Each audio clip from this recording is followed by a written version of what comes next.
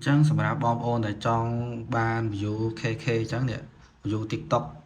chẳng bồn hay bom ôn đó kia trong praនៅសវាកម្មហ្នឹងអញ្ចឹងខ្ញុំនឹងធ្វើការចែកម្លែកបងប្អូននេះសិតតែ 100k 100k សួស្តីបងប្អូនអរគ្នាបាទសុខសប្បាយទេបងប្អូនដូចខានជួបបងប្អូនជួបហើយថ្ងៃនេះគឺខ្ញុំធ្វើការចែកម្លែកបងប្អូនជាមួយនឹង website មួយ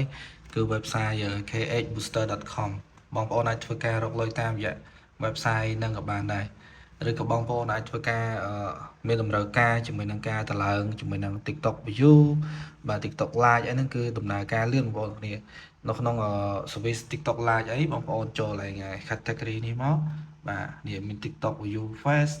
បាទ TikTok Live អីហ្នឹងហើយបើសិនជាបងប្អូនទាំងគ្នាចង់ធ្វើការលក់សេវាកម្មហ្នឹងក៏បានដែរតែបងប្អូនគ្រាន់ធ្វើការលក់តាមរយៈ Facebook ចឹងណាបងប្អូនអាចធ្វើការណែនាំគេដើម្បីឲ្យគេធ្វើការទិញហើយបងប្អូនយក service ហ្នឹងទៅប្រើទៅវាតម្លៃធូរថ្លៃទេហើយតើតើនឹង link នេះគឺយើងធ្វើការដាក់ link ជាមួយនឹង link TikTok ហ្មង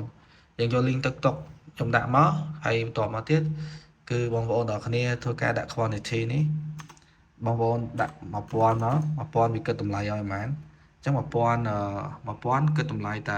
0.34 សេនទេអញ្ចឹងបងប្អូនអាចធ្វើការយកសេវាកម្មនឹងយកលក់បន្តក៏បានដែរបងប្អូនអាចលក់បាន60សេនបាទអញ្ចឹងបងប្អូនចំណេញពាក់កណ្ដាលអញ្ចឹងណាអញ្ចឹងតើតើបងប្អូនចង់ធ្វើការលក់ជាមួយនឹងសេវាកម្មនឹងបន្តក៏បានដែរព្រោះតម្លៃនៅក្នុង website KH Booster គឺធូរថ្លៃទេហើយដូចនេះ TikTok video view អានេះក៏ធូរថ្លៃដែរ TikTok view នេះគឺបងប្អូនស្រាប់វាយមក quantity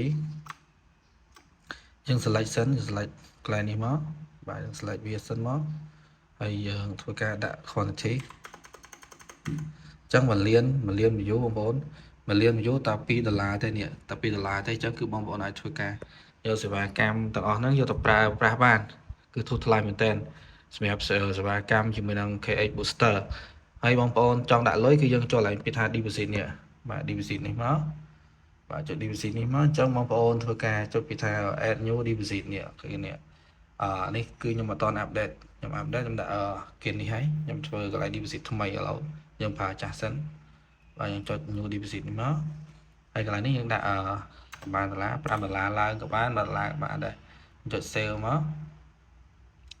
save ទៅវាចេញ QR code ឲ្យបងប្អូនអញ្ចឹងបងប្អូនអាចធ្វើការដាក់បាញ់តាមរយៈ Wing តាម ACDA បាទតាម AFA ក៏បានដែរបងប្អូនទាំងគ្នា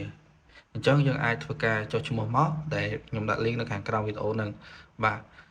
អញ្ចឹងតើតើនៅវីដេអូមួយហ្នឹងបងប្អូនកុំភ្លេចចុច subscribe ចុច like ម្នាក់មួយផងបងប្អូនគ្នា